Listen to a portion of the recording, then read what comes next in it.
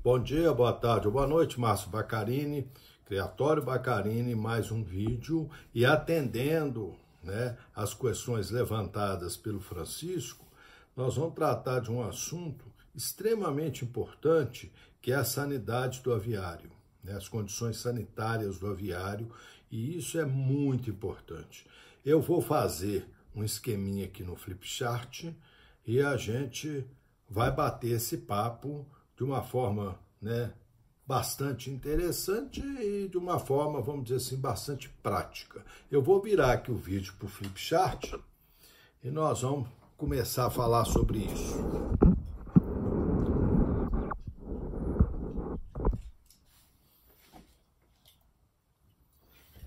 Então tá aqui, vamos falar aqui, ó, sanidade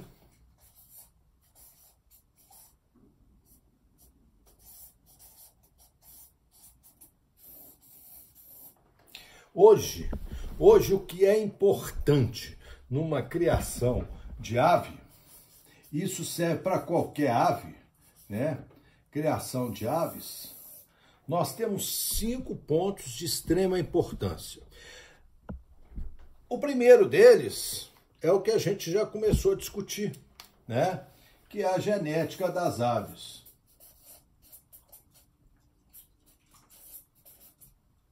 Esse é o primeiro ponto que a gente começou a discutir e nós estamos lá justamente porque é um ponto extremamente importante, É importante demais a gente conhecer alguma coisa da genética. O segundo ponto que sempre teve presente, é a questão da nutrição das aves. A questão da nutrição das aves. Que a gente ouve cada coisa, a respeito de nutrição dos nossos galos, a gente ouve cada coisa que é de arrepiar. Mas vamos debater isso também, E a gente vai não apenas fazer isso com critério bastante técnico, mas, levantando algumas questões, inclusive tentando melhorar essa questão da nutrição. O manejo, a forma como se trata dos seus animais, também sempre teve na baila, sempre teve no jogo. E antigamente se tratava aves com essas 3 perninhas. Hoje a gente colocou mais 2 perninhas nesse jogo aqui. Um deles é a sanidade, que foi perguntado, que se trata das questões sanitárias extremamente importantes, a sanidade das aves. E o outro, a ambiência, que nós vamos depois falar alguma coisa sobre isso. Ambiência, Que claro que nós vamos falar um pouquinho sobre a ambiência também. Então esses são os 5 pilares de manejos de aves, do cuido, da criação das nossas aves, que não podem ficar de fora. Eu comecei pela genética, vocês estão vendo, porque está aqui em cima, Eu comecei com a genética, ela está aqui em cima, porque ela é, vamos dizer assim, o padrão das nossas aves. Sem genética, nada disso aqui adianta. Mas a ambiência é uma coisa bastante prática e nós vamos falar sobre ela, Hoje vamos levantar algumas questões sobre a ambiência.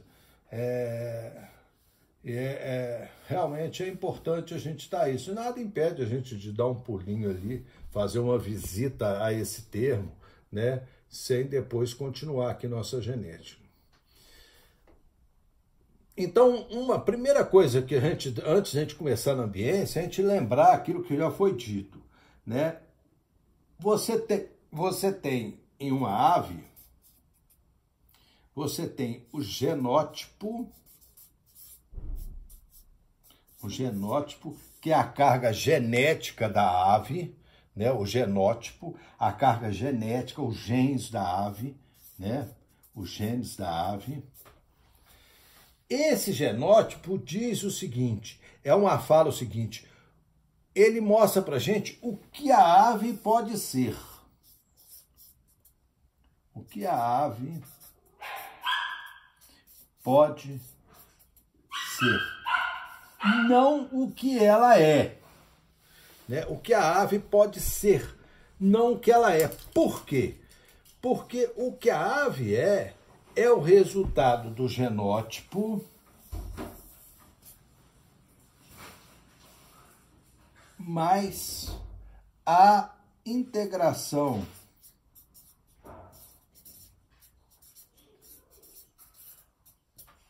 da ave, né, com os outros 4 itens, né, sanidade, ambiência, manejo e nutrição. Então, assim, a integração do genótipo com sanidade, manejo, nutrição e a ambiência, esse conjunto é que vai mostrar o nosso fenótipo, ou seja, o que a ave veio a ser, tá? Então, por isso que é tão importante você ter uma carga genética boa, integrar essa carga genética com sanidade, manejo, nutrição e ambiência, para que essa carga genética possa se expressar corretamente, no melhor possível dela. Pois bem, né? Então, assim, essa é a primeira questão, e o que nós vamos tratar hoje é da questão da sanidade, né? Ou seja, dos cuidados sanitários que devem ser realizados durante a criação das suas aves. Então, o primeiro cuidado sanitário que tem é a vacinação, né? As aves devem ser vacinadas dentro de um programa. Esse programa está disponível, né? O Ministério da Agricultura já apresentou para nós esse programa. Ele está disponível na internet. A gente tem uma certa dificuldade, principalmente criadores que criam poucas aves, de adquirir vacinas, porque elas não são tão baratas e elas vêm em lote com grandes quantidades, e muitas delas não podem ser conservadas após a abertura delas, não podem ser, elas perdem a validade, né? Algumas perdem a validade. Outra coisa que eu aconselho vocês, quando se tratar de vacina, é não comprar vacina pela internet, né? A internet, você compra, aquilo vem pelo correio, não vem com os cuidados, né? Ela não vem dentro da refrigeração necessária, pelo menos eu não vejo, pode ser até que alguém esteja fornecendo dessa forma. Então você tem um certo cuidado com a vacinação. Então vacina é um assunto para uma próxima discussão, e a gente vai fazer, nós vamos apresentar todo o calendário de vacinação, embora a gente já tenha isso, né? Disponível na internet, em vários sites tem, no Ministério da Agricultura tem, são normas gerais utilizadas para todos os criadores de aves, inclusive de aves combatentes, né, que é o nosso caso. Não sei se vocês têm reparado que o Ministério da Agricultura existem várias regras para a manutenção de criatórios de aves, e como sempre no Brasil, nada se acompanha de uma forma correta, né? A sanidade interessa não só a nós, né? Mas, por exemplo, se você tem uma doença de Newcastle, se você tem uma cólera aviária no seu criatório, você tem que fazer informar o Ministério, né, da Agricultura da presença desses problemas, porque você pode contaminar a avicultura comercial e gerar um problemão, né, um grande prejuízo no país inteiro. Então, a gente tem que ter um certo critério, não deixar de vacinar as aves, né, e quando ocorrer doenças, eu vi há pouco tempo na internet um amigo nosso colocando lá que morreram quase todas as suas aves, e pelo que ele apresentou e dada a rapidez com que aquilo aconteceu, provavelmente se tratava de cólera aviária, né? Então, assim, nesses casos, né, o Ministério da Agricultura teria que ter sido, não sei se esse colega fez isso, né, teria que ter sido orientado, confirmado. O Ministério da Agricultura toma as providências necessárias e, inclusive, orienta ao criador, porque alguns tipos de doença você vai ter que eliminar seu plantel inteiro, infelizmente. Né? Infelizmente, você não pode colocar, né, todo um processo de avicultura comercial em risco, porque você tem uma criação de 20 galos, 30, 40 galos, você pôr toda essa criação em risco. Então, assim, é uma coisa muito séria. Então, vacinação, essas orientações e a questão das vacinas, eu vou falar em um próximo vídeo. Bom, a outra questão que a gente tem que levantar são com relação ao ambiente, né? A contaminação do ambiente por determinados tipos, né, ou seja, nem a contaminação, determinados tipos de vetores de doenças que conduzem doenças para dentro da nossa criação. E a gente tem que ter um cuidado muito grande com isso. Né? O primeiro deles, né, e que é talvez um dos grandes responsáveis por doenças no nosso aviário, são os roedores, os ratos, principalmente rato. Né? Rato é um dos maiores portadores de salmonelose. Eles são imunes a essa bactéria, mas transmitem elas para outros animais. Né? Esses roedores, né? Nos causam grande prejuízo. Nós lidamos com ração, milho, que atrai muitos roedores, então os cuidados para que esses roedores não entrem dentro da nossa criação começam desde o momento em que a gente armazena, tem que armazenar em lugar adequado, ou seja, o paiol tem que ser um lugar totalmente adequado, totalmente fechado, tá? Sem janela, né? Você não pode abrir janela aberta, tem que ter ventilação, né? Mas não deve ter janela aberta, protegido contra a entrada de roedores, com pallets, né? As rações a condicionar o milho em cima de pallets, que dificulta, né, a permanência dos roedores ali, né? E os cuidados, a observação o tempo todo quanto à presença desses ratos no nosso paiol. Tá? Até porque o rato, ele come a ração e o milho, defeca e urina nesse milho, nessa ração, e esse milho e essa ração vão direto para o bico dos nossos carros. Então, o risco de você levar uma contaminação, né, uma salmonelose por esse tipo de caminho é extremamente importante. E a gente tem que nos preocupar com essa pressão, vamos dizer assim, de infecção, né, ocasionada pelos roedores. Outro item importante são as aves silvestres. Né? Aves silvestres, elas também têm uma imunidade grande contra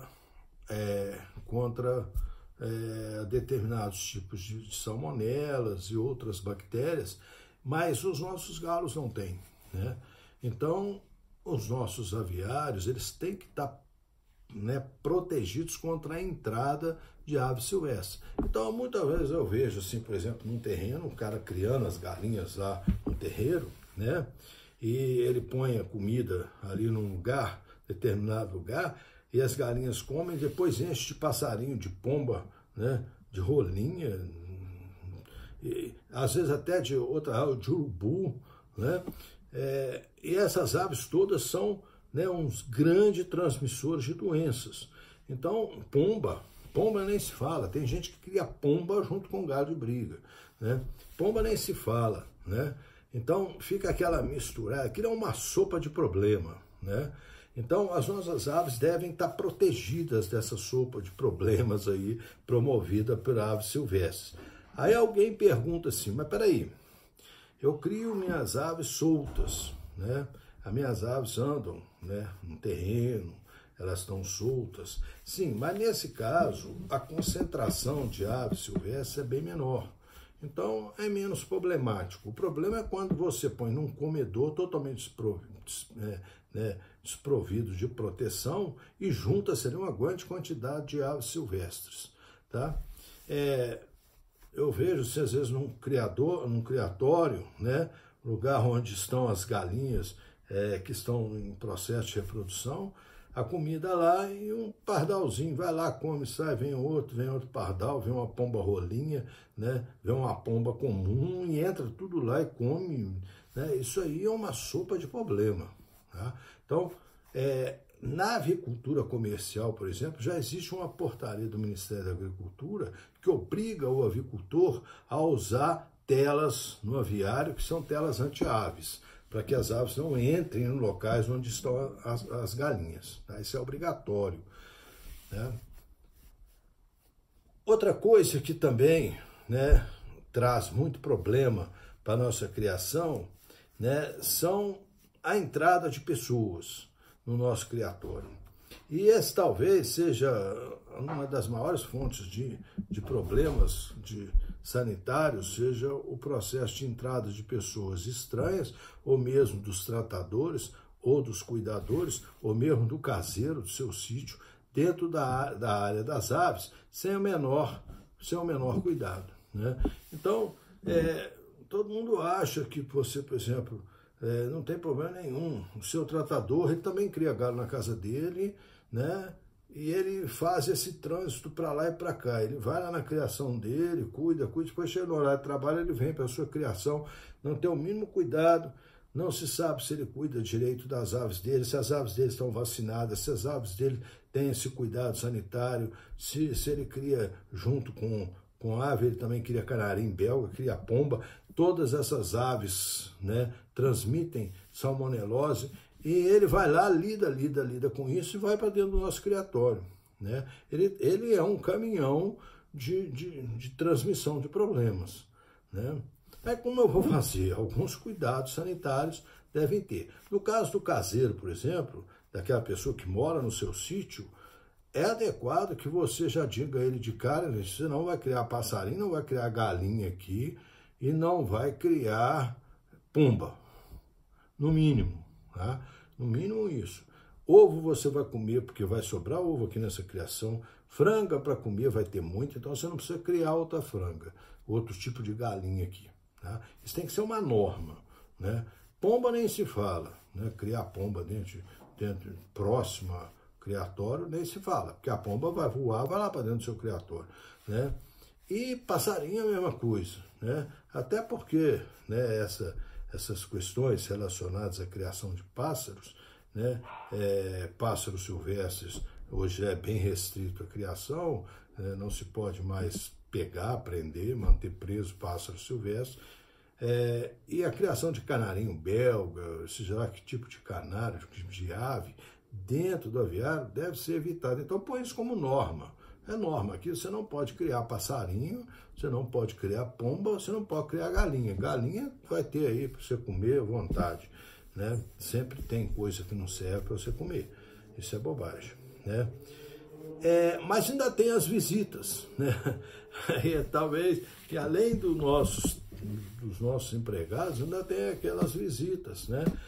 que aparecem lá, colegas, parceiros, que querem conhecer, né, a sua criação, e fica algumas pessoas, eu conheço pessoas radicais que não permitem de jeito nenhum que apareçam visitas no seu criatório, e muitas vezes nem é por causa da questão sanitária, mas é pela questão assim, eu não quero mostrar meus segredos, entre aspas, que é uma grande bobagem. Mas de todo jeito, né, as visitas, alguns cuidados a gente deve ter. Né? Primeiro, colocar na entrada do criatório um lugar para se lavar a mão, né? Fazer um pé dilúvio. Na entrada da minha cocheira tem pé dilúvio. Na entrada do lugar onde estão as aves que estão em processo de cruza, tem pé dilúvio. Ou seja, para evitar que através do sapato se leve doenças para essas aves. Evitar que essas pessoas fiquem manejando galos, né? Pegando galo, frango, galinha, né? Se puder evitar, é o melhor que se faz. Né? Evitar isso, porque assim, é através da mão e através do nariz, da respiração, que a gente transmite bactérias para essas aves. Então, assim, tem que haver uma certa restrição, não pode ser um lugar aberto. Eu conheço gente que faz, por exemplo, né, encontros de parceiros dentro do criatório dele. É uma loucura fazer isso. Além de opção de gente sem nenhum controle sanitário, ainda vai uma opção de ave, que você não sabe, chega ave com coriza, ave com isso, ave com aquilo, que não passou por quarentena, por nada, que toca lá dentro da sua cocheira. Algumas pessoas põem dentro das suas próprias gaiolas, né, os galos, os parceiros que vão para a apresentação. Isso é uma loucura, isso é uma loucura, isso é uma maneira, né, estupenda e, né, maravilhosa de você levar a doença para dentro do seu criatório, né. Materiais, né, que nós usamos normalmente e que necessitam ser constantemente esterilizados, né? É o bebedouro, o comedouro das aves, né?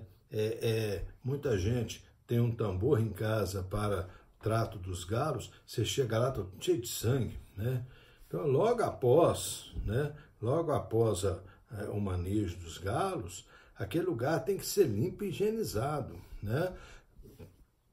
Passar um lisofórmio, né? Naquele chão, jogar uma água com lisofórmio no carpete, no tapete, para evitar que se crie ali animais, bactérias, né, que vão infectar aves. A gente não fica atento a isso, né? Então, a questão de higiene é sagrada, né? Onde os galos estão tem que estar tudo higienizado, né? Tem que estar tudo limpo. É uma questão, assim, né, de preservação de saúde, né? Chamei a atenção de vocês, aí, às vezes a pessoa filma um galo, né? O terreno está cheio de tábua, cheio de lata, cheio de pneu, cheio de opção de coisa julgada, ali cria bicho, cria pato, cria... Obviamente que é um risco, e é uma questão só de você querer arrumar, né? Se ninguém se gasta dinheiro com isso, né? Outra coisa que a gente tem que preocupar é na higienização do próprio ambiente, né? Existe algumas orientações do Ministério da Agricultura interessantes. Uma delas é que se faça, pelo menos a cada 10 dias, três dias seguidos de uma higienização de todos os locais onde as aves estão. O objetivo disso é evitar que se cresça ali um quantitativo de bactéria que possa ocasionar uma pressão de doença. O que significa isso? Ficar livre de bactéria, nós não vamos ficar nunca, né? Bactérias, elas existem aí, estão aí disponíveis. O quantitativo, né, dessas bactérias no ambiente é que é o problema, né? O que a gente chama de pressão de bactéria, pressão de infecção. Então, assim, nós temos que cuidar para que essa pressão seja a mínima possível.